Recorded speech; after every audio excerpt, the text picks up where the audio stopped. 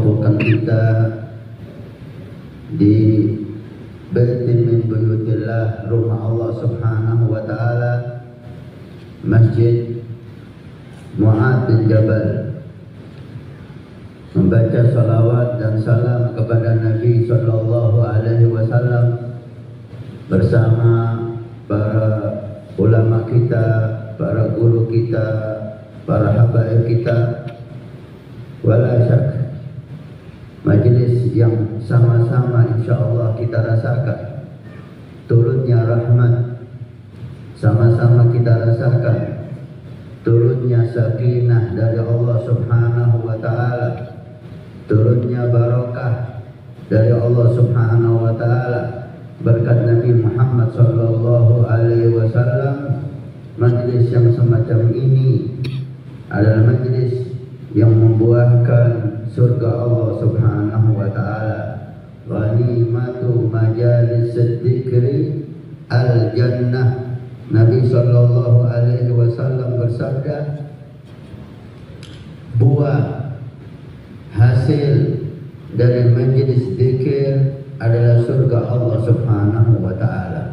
Mudah-mudahan Allah catat majlis ini sebagai bentuk ibadah kita, bentuk amal soleh kita, bentuk ketaatan kita kepada Allah Subhanahu wa taala, yang Allah catat dengan majlis ini pahala yang besar. Allah catat dengan majlis ini anugerah dan nikmat Allah Subhanahu wa taala, sehingga keberkahan dalam hidup kita, keberkahan dalam umur kita, keberkahan dalam keluarga dan harta kita, dan membuahkan husnul khatimah ketika kita meninggalkan dunia yang fana ini. Kubur kita menjadi kebun surga Allah Subhanahu wa taala, dan di akhirat bersama Nabi Muhammad sallallahu alaihi wasallam. Masjid Mu'adz bin Jabal dinisbahkan masjid ini kepada sahabat yang mulia Nabi Muhammad sallallahu alaihi wasallam, Sayyidina Mu'adz bin Jabal. Saya teringat hadis Nabi sallallahu alaihi wasallam yang diriwayatkan oleh Abi Dawud dan para perawi yang lain. Sayyidina Mu'adz bin Jabal berkata, qala li Rasulullah sallallahu alaihi wasallam, Rasulullah berkata kepadaku, ya Mu'adz, wallahi inni la uhibbuk. Wahai Mu'adz, demi Allah aku cinta kepada kamu wahai Mu'adz. Hani'an li Sayyidina Mu'adz. Beruntunglah sahabat Mu'adz dengan penyaksian mahabbah cinta Nabi Muhammad sallallahu alaihi wasallam kepada beliau. Summa usika ya Mu'adz. Cinta Nabi sallallahu alaihi wasallam membawa wasiat untuk Mu'adz. Kata Nabi ingin Mu'adz mulia di dunia dan mulia di akhirat. Nabi ingin Mu'adz bersama beliau nanti di surga Allah Subhanahu wa taala. Sehingga Nabi memberi wasiat kepada Sayyidina Mu'adz, dan wasiat ini untuk saya dan untuk kalian umat Nabi sallallahu alaihi wasallam. Karena Nabi seperti cinta kepada Sayyidina Mu'adz, demi Allah Nabi juga cinta kepada kita. Demi Allah Nabi juga merindukan kita, seperti hadis-hadis yang sahih yang kita dengar. Berapa banyak riwayat-riwayat yang menyatakan Nabi merindukan kita, Nabi mencintai kita, Nabi selalu mendoakan kita, Allahumma shalli wa sallim alaihi wa ala alihi. Sehingga wasiat ini untuk Sayyidina Mu'adz bin Jabal dan untuk kita semua. Apa wasiat Nabi sallallahu alaihi wasallam?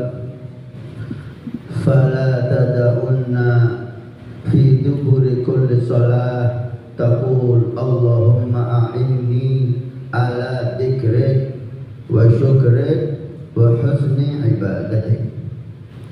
Jangan sampai kau tinggal wahai Mu'adz, setiap setelah salat kau baca doa ini. Doa apa? Ya Allah, bantu aku untuk selalu zikir kepadamu. Ya Allah, bantu aku untuk selalu mensyukuri nikmat-Mu. Ya Allah, beri aku kekuatan untuk selalu beribadah kepadamu. A'inni ala dzikrik wa syukrik wa husni ibadatik. Cinta Nabi sallallahu alaihi wasallam kepada kita dan cinta kita kepada Nabi sallallahu alaihi wasallam membuahkan akhlak, membuahkan budi pekerti. Cahaya Nabi membersihkan hati kita dari sifat-sifat yang jelek. Nabi ingin untuk Mu'adz dan untuk kita tidak meyakini ibadah yang kita lakukan ini karena usaha kita semata, karena keinginan kita semata, karena kekuatan kita semata. Tapi Nabi ingin meyakinkan kepada Mu'adz bahwa ibadah yang dia lakukan itu karena taufik dari Allah. Taat yang dia lakukan ini karena hidayah dari Allah. Sehingga selalulah minta untuk dibantu oleh Allah. A'inni, bantu aku ya Rabb. Karena nafas, wala ubari'un nafas, inna nafsa la'amara bisu. Nabi, salah satu Nabi min anbiya mengatakan, aku tidak mensucikan nafsuku. Nafsu selalu mengajak kepada hal yang jelek. Inilah sya'nun nafas. Jadi majlis yang seperti ini hendaknya kita syukuri bahwa ini hidayah dari Allah, ini anugerah dari Allah. Maka minta a'inni ala dzikri, minta kepada Allah untuk selalu diberi taufik untuk bisa hadir dan membaca salawat dan salam kepada Nabi sallallahu alaihi wasallam. Zikrullah, zikir kepada Allah dan salawat kepada Rasul sallallahu alaihi wasallam adalah nikmat yang Allah berikan kepada hamba-Nya. Minta kepada Allah untuk selalu diberi lisan dzakirah, lisan yang selalu berzikir, lisan yang selalu bersalawat kepada Rasul sallallahu alaihi wasallam. Karena salawat dan salam kepada Nabi membersihkan hati kita. Sampai dikatakan, idza faqadtal murabbi, jika kamu kehilangan guru mulia yang mendidik kamu, maka perbanyak salat ala Nabi, perbanyak salawat kepada Nabi sallallahu alaihi wasallam. Karena salawat kepada Nabi menggantikan posisi guru murabbi yang membersihkan hati kita. Sayyidina Imam Ibn Athaillah As-Sakandari di kitab hikamnya beliau berkata, anta ila hilmihi idza ata'tahu ahwaj minka ila hilmihi idza asaitah. Sesungguhnya kamu untuk mendapatkan kelembutan Allah, kasih sayang Allah ketika kamu dalam ketaatan, ketika kamu dalam ibadah, lebih kamu butuhkan. Ahwaju minka ila hilmihi idza asaitah. Lebih kau butuhkan daripada kamu membutuhkan kelembutan Allah ketika kamu maksiat. Secara zahir hikmah ini agak sedikit membingungkan. Mestinya orang itu membutuhkan kasih sayang Allah, kelembutan Allah ketika dia maksiat, bukan ketika dia taat. Tapi beliau melihat ke hati kita. Karena orang mukmin jika dia maksiat, dia akan punya sifat iftiqar, dia akan punya sifat inkisar. Sifat inkisar, merasa hina, merasa rendah, Ini sifat yang dicintai oleh Allah. Tapi ketika seseorang ta'ah, dia mulai membaca Quran, haji dan umrah dan seterusnya, ini dikhawatirkan timbul sifat al-istikbar, sifat ujub, sifat menisbahkan amal soleh kepada dirinya, dan sifat ini mengundang murka Allah Subhanahu wa ta'ala. Oleh karena itu, ketika kita taat, maka kita lebih memerlukan kasih sayang Allah, karena dikhawatirkan amal soleh kita nisbahkan kepada diri kita, bukan kepada taufik dan hidayah Allah Subhanahu wa ta'ala. Rasulullah sallallahu alaihi wasallam menginginkan kepada Mu'adz, menginginkan kepada kita hamba-hamba yang dicintai untuk menjadi orang mulia, selalu memohon kepada Allah untuk dibantu, untuk diberi hidayah, untuk dijaga, selalu berzikir, selalu taat, selalu salawat kepada Nabi sallallahu alaihi wasallam. Sehingga doa di Al-Quran, salah satu hamba Allah yang mulia, apa doanya? Rabbana la tuzigh qulubana ba'da idh hadaitana wa hab lana min ladunka rahmah innaka antal wahhab. Rabbana la tuzigh qulubana, ya Allah, jangan kau sesatkan hatiku, jangan kau palingkan hatiku darimu ya Allah. Allah mengajarkan kepada kita bahwa hati dengan mudah Allah bolak-balikkan. Kapan seseorang taat, kapan lagi maksiat. Sampai Nabi sallallahu alaihi wasallam dalam hadisnya berkata, sayati zaman ala ummati asbaha rajulun mu'min wa amsa kafir. Seseorang paginya mukmin, sorenya udah kafir, naudzubillah.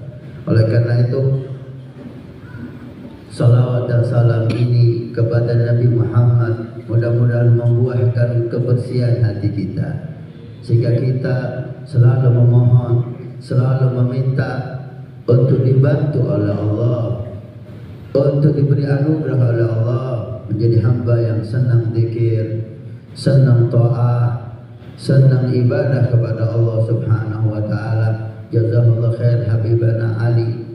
Sehingga saya datang ke sini untuk melihat beliau, untuk berkunjung beliau, untuk mendengarkan beliau. Walhamdulillah, malam hari ini Allah kumpulkan kita. Mudah-mudahan beliau dan para habaib, para guru-guru mulia kita dipanjangkan umur oleh Allah dalam kesehatan yang sempurna fi taatillah. Mudah-mudahan majelis ini selalu makmur, majelis semacam ini selalu mendapat anugerah dari Allah Subhanahu wa ta'ala. Wallah, majelis yang semacam ini tidak pantas untuk kita tinggal, tidak pantas untuk kita biarkan dan tidak kita hadiri. Berapa banyak anugerah yang Allah berikan, berapa banyak berkah yang Allah berikan.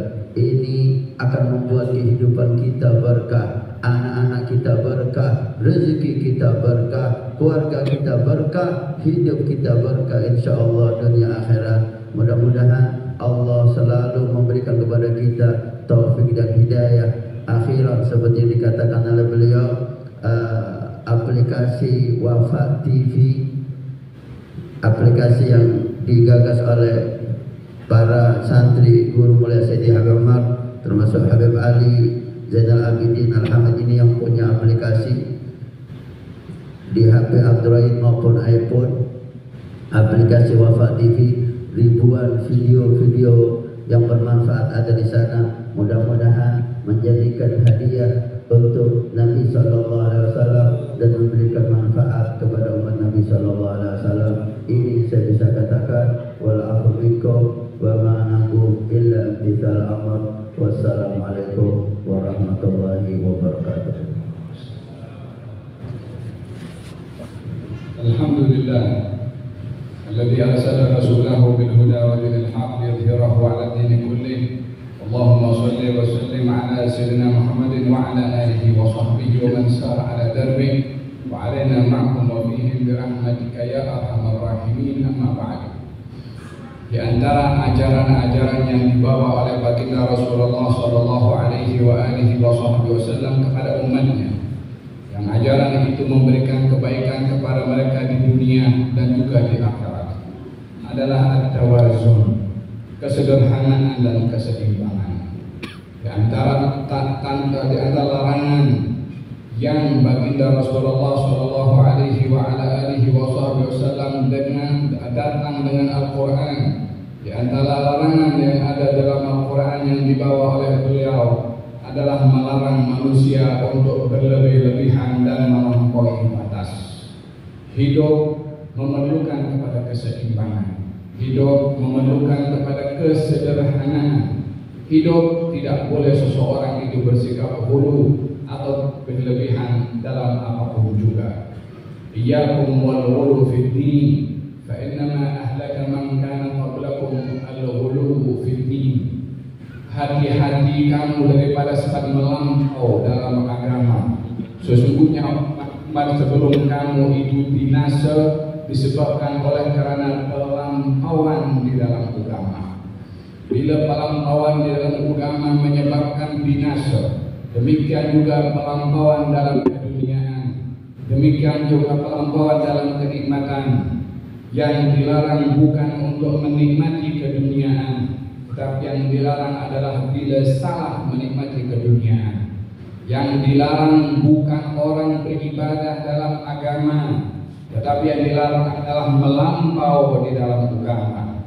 Demikian Al-Quranul Karim dan Sunnah Nabi Muhammad sallallahu alaihi wasallam mengajarkan kepada kita tentang kesederhanaan. Alladzina idza anfaqu lam yusrifu wa lam yaqturu wa kana baina dzalika qawama. Yaitu mereka orang-orang yang kalau berinfak mereka tidak kedekut dan mereka juga tidak berlebih-lebihan. Justru mereka di dalam bersedekah bersederhana. Dilarang untuk harta ibadah sedekah. Bila melampau, maka dilarang seseorang itu bersedekah dengan pelampauan. Sedekah pelampauan adalah bila orang bersedekah kepada orang lain namun keluarganya tidak dipenuhi haknya. Ini adalah sedekah yang melampau, disebabkan oleh karena yang lebih utama untuk diberi tidak diberi, yang kurang diutamakan untuk diberi justru diberi. Dan juga dilarang di dalam ibadah sedekah tadi kedekut dalam bersedekah, karena kedekut dalam bersedekah merugikan orang yang bersedekah. Oleh sebab yang demikian dikatakan al-bakhil ba'idun min Allah, ba'idun minal jannah wa qaribun minan nar. Orang yang kedekut jauh dari Allah, dekat dengan neraka dan jauh daripada syurga. Jauh dari Allah, jauh dari syurga dan dekat dengan neraka. Al-bakhil. Oleh sebab itu baginda Rasulullah sallallahu alaihi wasallam berlindung kepada Allah daripada sifat bakhil. Di dalam Al-Quranul Karim Allah Subhanahu wa taala berfirman, larangan seseorang melampau dan diperintahkan bersederhana, menegur kepada ahlul kitab, ya ahlul kitab la taghlu fi dinikum wa la taqulu 'ala Allahi illa al-haq, innamal masihu Isa ibn Maryam rasulullah wa kalimatuhu alqaha ila Maryam. Wahai ahlul kitab, kamu jangan melampau di dalam agama dan kamu jangan mengatakan atas nama Allah apa yang tidak diturunkan kepada kamu, apa yang tidak benar kamu nisbahkan kepada Allah, yaitu teguran kepada mereka yang mengatakan tentang Nabi Isa alaihissalam sebagai anak Tuhan dan tuhmahan-tuhmahan yang tidak berasas, yang hanya berdasarkan dengan hawa nafsu. Dilarang oleh Allah untuk melampau. Demikian juga syariat yang datang kepada baginda Rasulullah sallallahu alaihi wasallam. Ketika baginda Rasulullah bersabda, "La tatruni kama atratin nasara Isa bin Maryam." Kamu jangan berlebih-lebihan kepada aku seperti mana kaum Kristen berlebih-lebihan terhadap Isa putra Maryam. Dengan demikian nampak jelas daripada Al-Quran dan juga daripada hadis Nabi Muhammad sallallahu alaihi wasallam larangan di dalam melampau dan perintah untuk bersederhana. Namun Permasalahannya adalah bagaimana kita akan menilai sesuatu itu melampau atau tidak, dan bagaimana seorang akan menilai sesuatu itu sederhana dan seimbang atau tidak. Pastinya bukan hasil pikiran kita yang boleh dijadikan kayu ukur atau neraca ini melampau dan ini sederhana. Karena buah pikiran manusia tidak ada yang suci daripada kesalahan. Buah pikiran manusia mungkin salah. Kullu bani Adam khata' wa khairul khata'ina tawwabun. Semua anak Adam tak terlepas daripada salah dan silap, dan sebaik-baik orang bersalah adalah orang-orang yang bertaubat. Imam Malik alaihi ridwanullah ketika menyampaikan hadisnya di sebelah makam Rasulullah, katanya kullu kalamin yu'khad wa yurad. Semua perkataan orang boleh diterima dan boleh ditolak kecuali tuan punya kubur, yakni Rasulullah SAW. Perkataannya mesti diambil, mesti diterima dan tidak boleh untuk ditolak, karena perkataannya tuan punya kubur yaitu Rasulullah. Wa ma yantiqu 'anil hawa in huwa illa wahyun yuha. Ia tidak berkata daripada hawa nafsu, melainkan dia wahyu dari Allah Subhanahu wa taala.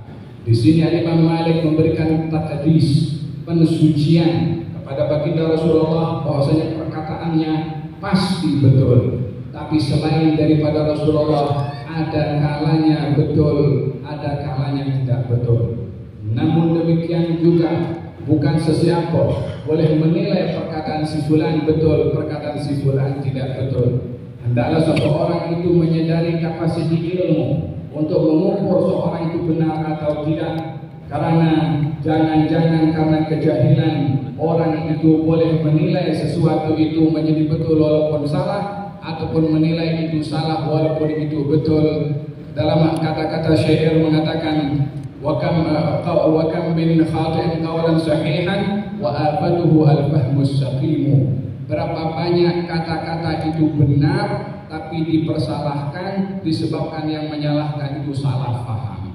Perkataannya betul, tapi karena yang menyalahkan orang yang tidak paham, jadi menyalahkan sesuatu yang betul karena kejahilannya. Dengan demikian, di dalam pelampauan dan juga kesederhanaan, bukanlah seseorang itu boleh menilai dengan neraca pemahamannya sendiri atau ilmunya mungkin yang sederhana. Hendaklah diserahkan segala-galanya kepada ahlinya untuk menilai sesuatu itu melampau atau tidak. Oleh sebab itu, pelampauan itu bila diterjemahkan adalah sesuatu yang melebihi batas, yang bertentangan dengan syarak. Sesuatu yang berlebih-lebihan bila ditimbang dengan syarak. Bukan otak manusia, bukan akal manusia, bukan karena ramainya netizen kata itu benda salah. Karena hal yang sedemikian bukan menjadi ukuran. Oleh sebab yang demikian, Imam Abu Hanifah ada mengatakan dalam kata-katanya, apa yang datang daripada Allah kami terima, yang datang daripada Rasul kami terima, yang datang daripada sahabat kami memilih, dan yang datang setelah sahabat mereka laki-laki, kita pun laki-laki. Maksudnya mereka adalah orang alim, kita pun juga orang alim. Artinya di dalam kita berhadapan dengan pendapat yang berbeza satu dengan yang lain, hendaklah tengok dengan siapa kita berbeza pendapat. Bila itu adalah firman-Nya Allah ala ilmi waras, kita kena terima, tak ada no objection. Kalau itu hadisnya Rasulullah, maka kita kena terima, tak ada siapa boleh tolak. Dan kalau itu perkataan sahabat, sahabat hidup di zaman Rasulullah, kita kena terima. Dan kalau ada perbezaan, kita boleh menimbang keduanya dengan dasar-dasar ilmu yang ada kepada para ulama untuk menimbang. Dan juga orang yang memiliki kemuliaan ilmu setelah para sahabat, hendaklah mereka berusaha untuk mengeluarkan pendapat dari ijtihad berdasarkan dengan ilmu-ilmu mereka. Saya jelaskan ini agar supaya kita memahami di dalam disiplin Islam. Ketika orang memberikan pendapat, itu diukur dengan keilmuannya, sehingga bukan semudah-mudah sesiapa memberikan penilaian, sehingga kayu ukur untuk menilai kepada orang lain, ianya akan menjadi kekeliruan disebabkan kayu ukurnya salah. Timbangan itu kalau tidak betul, maka yang ditimbang pun juga tidak betul. Kesederhanaan merupakan satu perintah di dalam Islam. Hatta dalam ibadah pun juga kita tidak dibenarkan berlebih-lebihan. Dalam berpendapat tidak boleh kita berlebih-lebihan dengan mengambil sikap pendapat kita yang paling betul dan pendapat orang lain adalah salah. Juga dalam kehidupan keduniaan, di dalam hidup berkeluarga, semua ada prinsip kesederhanaan dan keseimbangan. Janganlah kita beribadah yang ibadah itu memudaratkan kepada keduniaan, dan janganlah kita sibuk kepada keduniaan yang memudaratkan urusan ibadah yang memberikan manfaat kepada kita di akhirat. Diperlukan keseimbangan untuk kita dapat hal keduniaan yang kita hidup di dunia dan juga hal akhirat yang merupakan masir, nasib setiap orang yang akan pergi ke sana. Oleh sebab itu dalam Al-Qur'anul Karim Allah Subhanahu wa taala berfirman, "Wabtaghi fima ataqallah ad-daral akhirah wa la tansa nasibaka minad dunya." Tuntutlah apa saja yang diberikan oleh Allah untuk kamu dapat pahalanya nanti di akhirat, dan kamu jangan lupa keperluan kamu dalam hal keduniaan. Sayyidina Abu Dzar radhiyallahu anhu wa ardah, seorang yang sangat mengambil berat tentang ibadah. Siangnya berpuasa, malamnya qiyamul lail. Satu hari beliau diziarahi oleh saudara rapatnya, yaitu Salman Al-Farisi yang dipersaudarakan dengan Abu Dzar. Diziarahi rumahnya, didapati istrinya yang ada di rumah, didapati istrinya dalam keadaan yang kurang gembira. Lalu ditanya oleh Salman Al-Farisi, bagaimana keadaan suami kamu, Abu Dzar? Katanya Abu Dzar tak ada kecenderungan ke dunia. Siang dia puasa, malam dia qiyamul lail. Maksudnya hak keluarga tidak diberi perhatian. Malam itu juga Salman Al-Farisi mengajak kepada Abu Dzar. Ketika Abu Dzar balik ke rumahnya, didapati masih tengah hari, maka didapati di rumahnya ada Salman. Maka gembiralah Abu Dzar dengan kedatangan Salman. Lalu dihidangkan makanan oleh Abu Dzar. Salman tidak mau makan kecuali ditemani makan oleh Abu Dzar, sementara Abu Dzar berpuasa. Kata Salman, kalau kamu tidak makan, aku tidak makan. Maka Abu Dzar karena ingin melayan tetamunya, maka dia berbuka puasa semata-mata untuk melayan tetamunya. Ini dalam puasa sunnah. Di waktu malam diminta Salman untuk rehat. Abu Dzar akan qiyamul lail. Salman mengatakan, aku tak akan rehat kecuali kau rehat juga. Maka Abu Dzar pun juga rehat karena melayan kepada tetamunya. Sampailah 1/3 malam terakhir mereka berdua bangun dan salat qiyamul lail. Kemudian mengatakan, ya Abu Dzar, inna li ahlika 'alaika haqqan, wa inna li badanika 'alaika haqqan, wa inna li dhaifika 'alaika haqqan, wa inna li nafsika 'alaika haqqan, fa'ati kulli dhi haqqin haqqahu. Wahai Abu Dzar, keluarga kamu ada hak pada kamu, tetamu kamu ada hak pada kamu, tubuh badan kamu ada hak pada kamu. Berikanlah masing-masing akan haknya. Keesokan harinya Abu Dzar yang kurang puas hati dengan apa yang berlaku antara dirinya dengan Salman, yang melihat bahwasanya dirinya terpaksa buka puasa dan terpaksa tidur di awal malam, sehingga terlepas kebiasaan setiap malamnya yang diisi dengan ibadah. Maka dia pun melapor kepada Rasulullah sallallahu alaihi wa ala alihi wasallam. Maka baginda Rasulullah mengatakan kepada Abu Dzar kata-kata yang sama dikatakan oleh Salman. Keluarga kamu ada hak kepada kamu, badan kamu ada hak pada kamu, tetamu kamu ada hak pada kamu, anak kamu ada hak pada kamu. Berikan masing-masing akan haknya. Kesederhanaan ini adalah prinsip dalam kehidupan. Ibadah bukan hanya puasa sahaja. Mengambil berat tentang keluarga, ibadah juga. Jangan sampai beribadah dengan berpuasa menjejaskan hak keluarga. Jangan sampai memberikan hak keluarga menjejaskan kepada ibadah. Wahakala keseimbangan diajarkan di dalam syariat Nabi Muhammad sallallahu alaihi wa ala alihi wasallam. Diajarkan juga kepada tiga orang sahabat Nabi yang mereka mengatakan bahwasanya ketika mereka datang ke rumah Rasulullah dan bertanya kepada istri Rasulullah tentang ibadahnya Rasulullah, maka mereka melihat ibadah mereka tak ada apa-apanya berbandingkan ibadahnya Rasulullah. Maka kemudian mereka mengatakan, satu di antara mereka mengatakan, saya akan berpuasa dan tak akan berbuka. Satu lagi mengatakan akan bangun malam dan tak akan tidur malam. Satu mengatakan saya akan beribadah dan tak mau kahwin karena khawatir perkawinan mengganggu ibadahnya. Kata baginda Rasulullah menegur kepada ketiga-tiganya, saya lebih bertakwa daripada kamu. Saya puasa, saya berbuka. Saya bangun malam, saya pun tidur malam. Dan saya berkahwin juga. Saya lebih baik daripada kamu, tak buat macam kamu.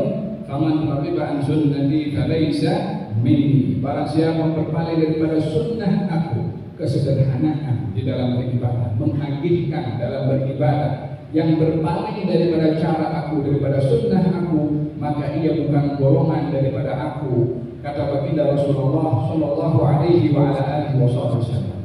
Dengan demikian kesederhanaan menjadi teras dalam kehidupan, baik dalam ibadah, dalam membeli barang, dalam kehidupan keduniaan. Kesederhanaan menjadi asas dan juga dilarang pelampauan.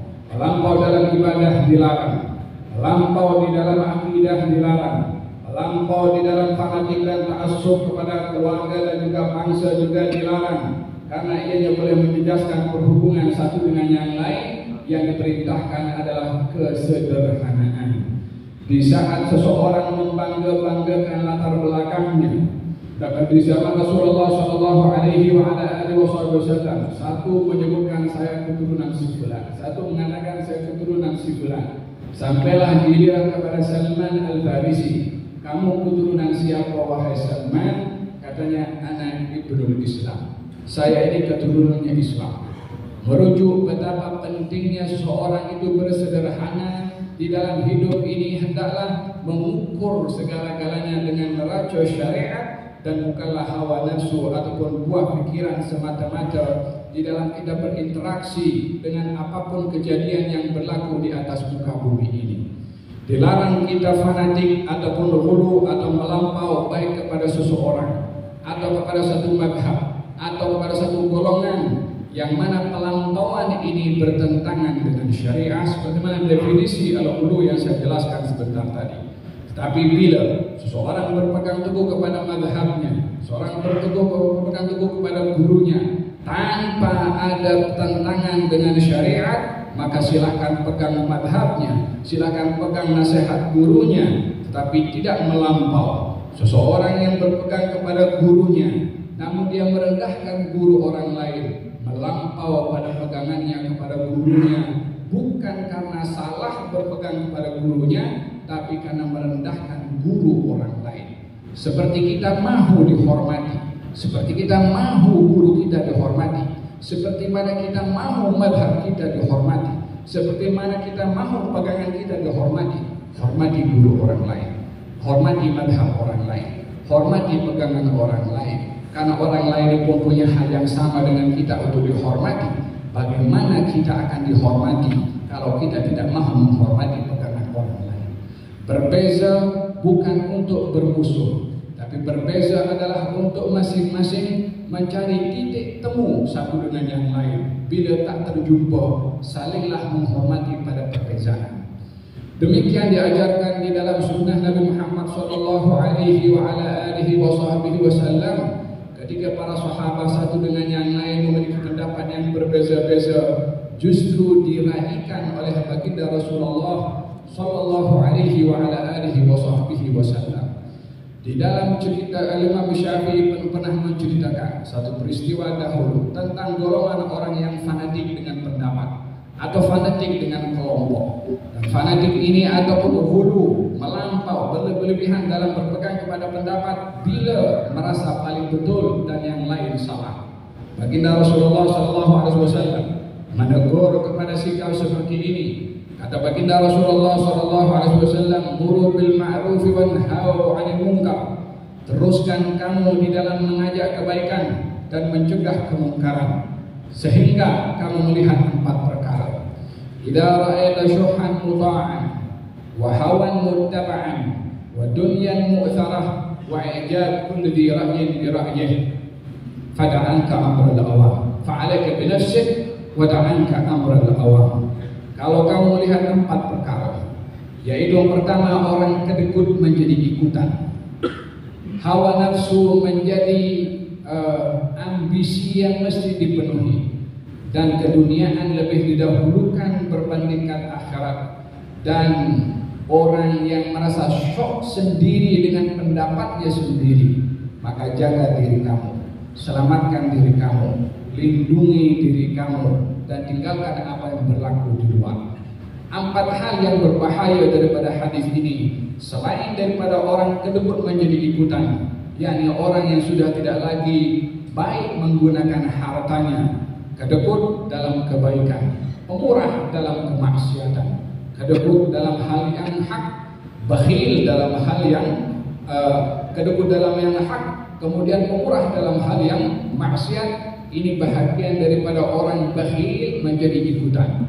Alangkah banyaknya di zaman kita sekarang ini, bila hal-hal yang bersifat hiburan, bersifat lalai, bersifat yang menyimpang, maka orang akan banyak untuk melakukan sumbangan dan seterusnya.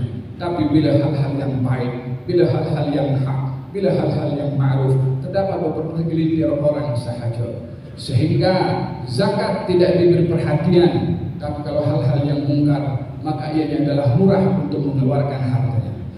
Idza ra'aita syuhhan muta'an, orang yang kedekut menjadi ikutan, hawan muttaba'an, hawa nafsu menjadi ikutan, tak peduli mau cara halal, mau cara tak betul, mau cara maksiat, yang penting aku dapat apa yang aku nak. Dengan istilah mau cari yang haram susah, apatah lagi yang halal.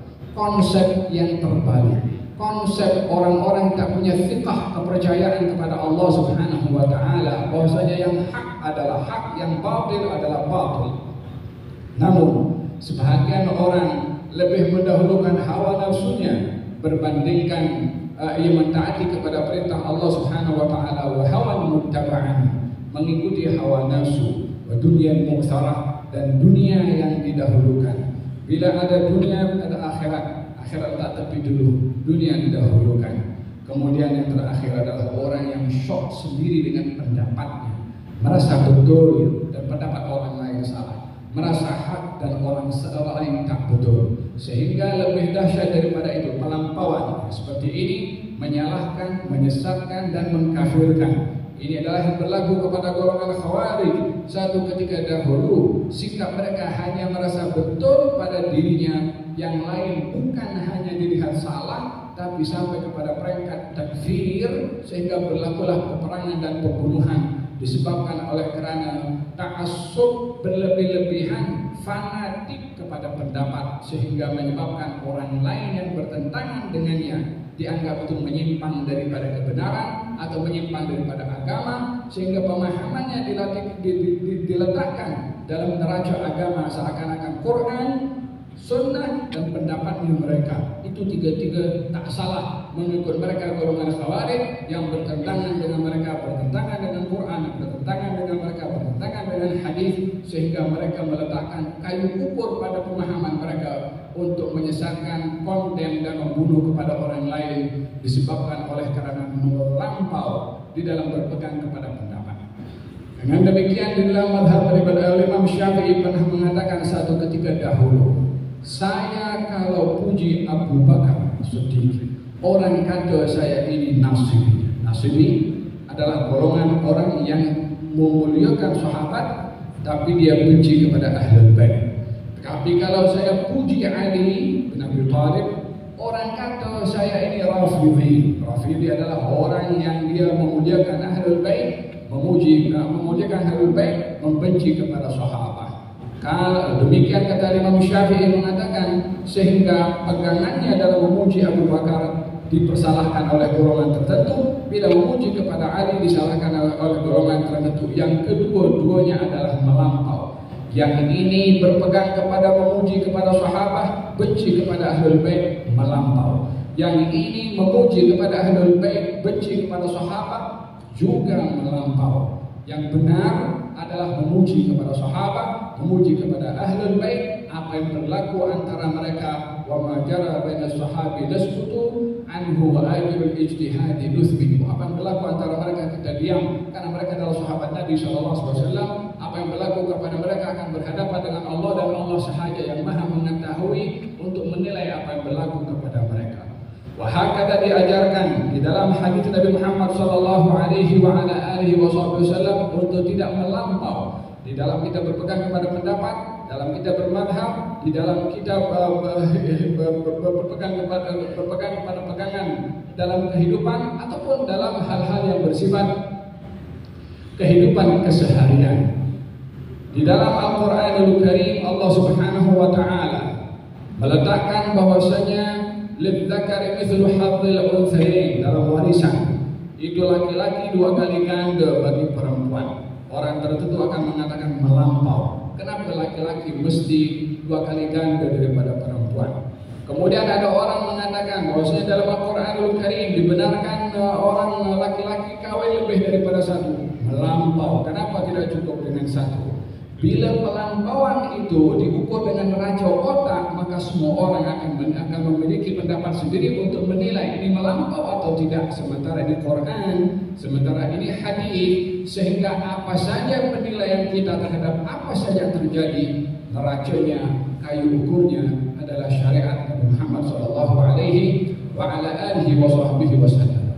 Oleh sebab yang demikian, di dalam kita dilarang untuk melampau dan di dalam kita diperintahkan untuk bersederhana dalam segala hal, maka kita pun juga tidak boleh menilai kepada orang lain melampau kalau kita tidak punya neraca untuk kayu-kayu ukur untuk menilai kepada mereka. Di dalam hadis Nabi Muhammad sallallahu alaihi wa ala alihi wasallam, seorang sahabat Nabi yang tergelincir dengan ketagih minum arak. Kemudian orang ini didatangkan kepada Rasulullah dan dipukul, disepat. Berlaku kemudian kali yang kedua, setelah beberapa waktu berlalu, dia tergelincir sekali lagi sebab dia ketagih. Dibawa lagi, maka dihukum lagi oleh Nabi SAW. Kali yang ketiga dihukum lagi. Salah seorang sahabat Nabi mengatakan, semoga Allah melaknat kepada orang ini. Berapa kali orang ini sudah didatangkan untuk dihukum? Orang ini melakukan dosa, orang ini melakukan salah, orang ini melakukan maksiat, dosanya dosa besar. Tapi pelampauan yang berlaku adalah bila menilai kepada orang bersalah, bila menghukum kepada orang bersalah lebih daripada selayaknya hukuman yang diterima oleh orang itu. Orang itu bersalah, minum arak, hukumannya disepak, dihukum. Tapi tak ada hak untuk orang melaknat kepada dia. Yang melaknat melampau, hatta kepada orang bermaksiat. Kalau tidak, kenapa orang itu ditegur oleh Nabi SAW? Katanya, kamu jangan bantu syaitan dengan kamu memaki kepada saudara kamu. Sesungguhnya orang itu cinta kepada Allah dan juga Rasulnya. La tudhirish syamatata li akhika fayu'afiyahu Allahu wa yabtalika. Baginda Rasulullah SAW bersabda, kamu jangan sampai menampakkan penghinaan kamu kepada saudara kamu atas kekurangan dan aib dan kesilapannya. Mungkin saja satu hari Allah selamatkan dia daripada kekurangannya dan menguji kamu dengan kekurangan tersebut. Khawatir orang yang kita maki, khawatir orang yang kita aibkan, khawatir orang yang kita komen dekat Facebook itu dengan komen-komen yang tak elok, dengan hal-hal menghukum, khawatir tuduhan kita kepada orang itu selamat daripada tuduhan dan kita kena kepada Tuhan tersebut, kepada tuduhan tersebut. Apa yang berlaku kalau itu yang terjadi kepadanya? Karena mulutnya tidak dijaga, karena tangannya tidak dijaga. Oleh sebab yang demikian, bersederhana hatta kepada orang yang bersalah, seperti mana kita bersederhana kepada orang yang betul. Kepada yang betul bersederhana, tidak boleh berlebih-lebihan. Kepada yang salah bersederhana, tidak boleh juga berlebih-lebihan, karena berlebih-lebihan akan dinilai satu kesalahan dalam syarak, dan juga kesederhanaan akan dinilai sebagai satu kebenaran di dalam syariat Nabi Muhammad sallallahu alaihi wa ala alihi wasallam. Mari kita bersama-sama berpegang kepada konsep kesederhanaan dan keseimbangan itu atas apa yang berlaku, di atas kejadian-kejadian yang mungkin kita melihat di Facebook ataupun di mana-mana media sosial. Hendaklah kita mengukur tindakan kita dengan kesederhanaan tadi, supaya kita tak tergelincir kepada pelampauan, walaupun kita tak termasuk daripada yang terlibat dalam kesalahan tersebut, tapi kita akan membantu imma menyebarkan hal-hal yang mungkar, ataupun kita membantu untuk mencegah hal-hal yang mungkar dengan kita menjaga komen yang kita perlu jaga, lidah dan juga tangan kita. Di dalam Al-Quranul Karim, Allah Subhanahu wa Ta'ala menceritakan satu peristiwa di mana Allah Subhanahu wa Ta'ala menegur kepada kaum muslimin yang melampau di dalam menghukum kepada satu peristiwa tanpa dia menyadari dan mengetahui apa sebenarnya yang terjadi. Dalam surat An-Nur, Allah Subhanahu wa Ta'ala menceritakan tentang tuhmahan yang orang munafik tuhmahkan kepada Siti Aisyah. Kalau Siti Aisyah ada hubungan sulit dengan Safwan ibn Mu'attal, puncanya adalah satu orang, Abdullah bin Ubay bin Salul. Dia sebarkan fitnah. Dia cerita kepada si fulan, dia cerita kepada ini, dia cerita kepada ini. Akhirnya satu Madinah pun tersebar berita yang disebarkan oleh Abdullah bin Ubay bin Salul sehingga semua orang pun berbicara. Pada hari ini Allah Subhanahu wa Ta'ala menegur kepada mereka yang melampau ketika mendengar berita tanpa memastikan berita itu benar atau tidak. Dan Allah memuji kepada orang yang bersederhana ketika mendengar berita dan tidak melampau ketika mendengar berita.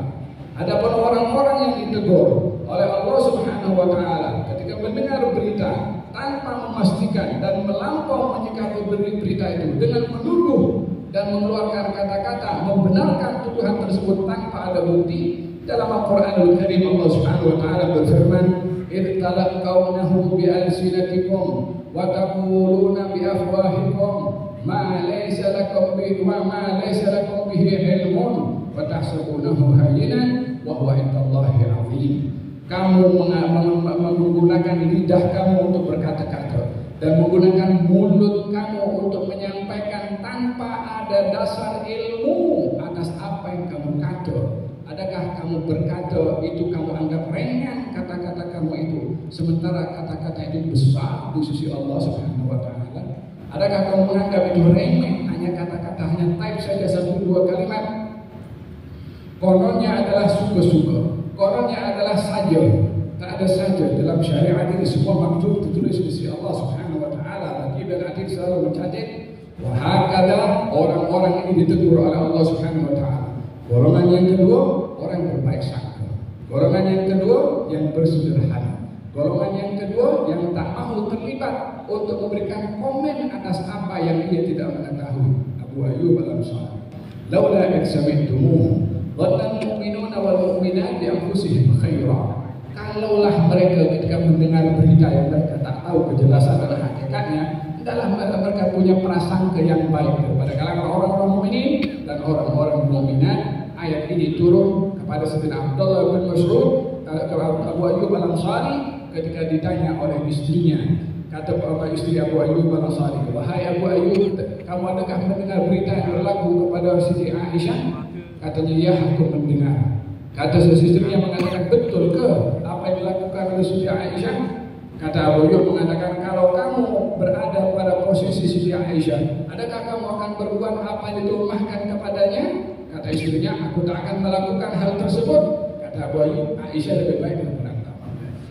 Selesai masalah dijawab demikian oleh Abu Ayyub dan dipuji oleh Allah Subhanahu wa Ta'ala. Habib hadirin, kita ini berpegang kepada kesederhanaan, mengikut marathon syariat, dan kita meninggalkan berlebihan juga mengikut marathon syariat. Pastikan bila Anda ingin menilai, penilaian Anda itu daripada hawa nafsu ataupun daripada neraca syariat. Bila tidak mengetahui as-sukutu salamatun, diam itu adalah selamat. Man kana yu'minu billahi wal yawmil akhir falyakul khairan aw liyasmut. Barang siapa beriman kepada Allah dan hari akhirat, berkata yang baik atau diam.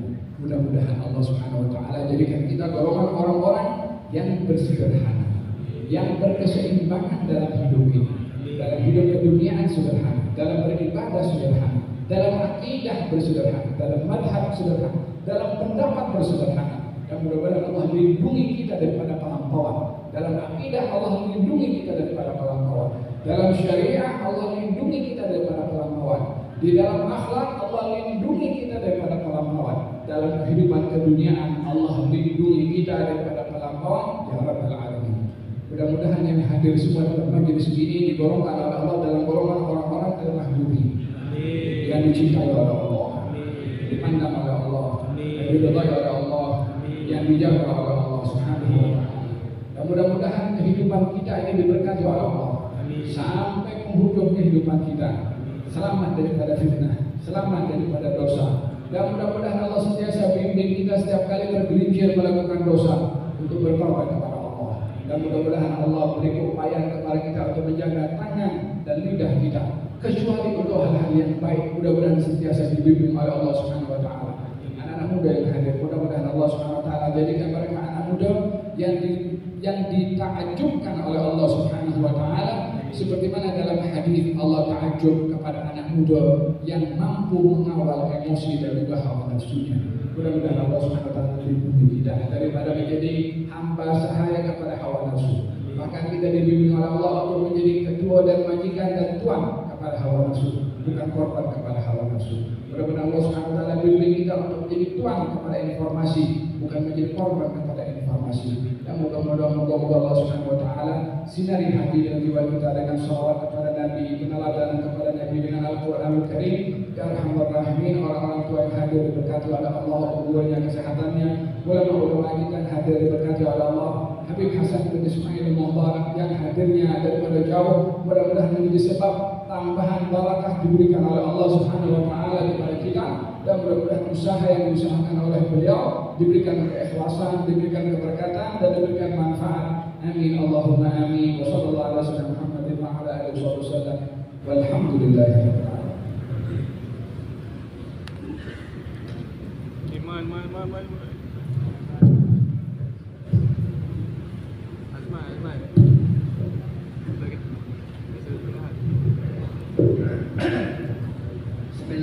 Bismillahirrahmanirrahim. Allahumma salli wa sallim wa barik ala sayyidina Muhammad wa alihi wasallam. Wa laqad azamtu ni'matahu wa buzul qulub wa yuhaidul azana. Wallahu kana alayhi fama yuzawi qawlu minna wa yakunu zalala. Lakin hubban bi sarair kadana kadadil madi sawati rabbina wa hadana. Wa ilim taranna bil mawaddati hahunana wa waidi makrina wa rajana. للواحد الهدي عليه لحنا متوسلين بمن إليه دعانا. مختار بحبيب شوقي زين الوجود في إله حبانا. يا ربنا يا ربنا يا ربنا بالمصطفى قبل عزم دعوانا. أنت لنا لن تخرنا في هذه الدنيا وفي أخرانا.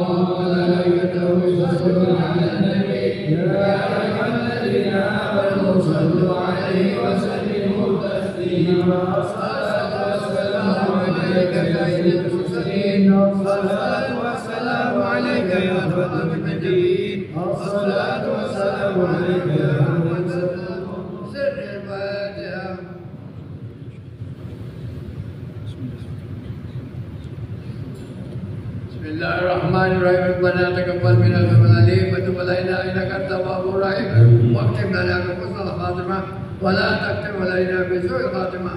Wa sallallahu ala sayyidina Muhammad wa ala alihi wa sahbihi rabbil alamin. Qabbalallahu minkum.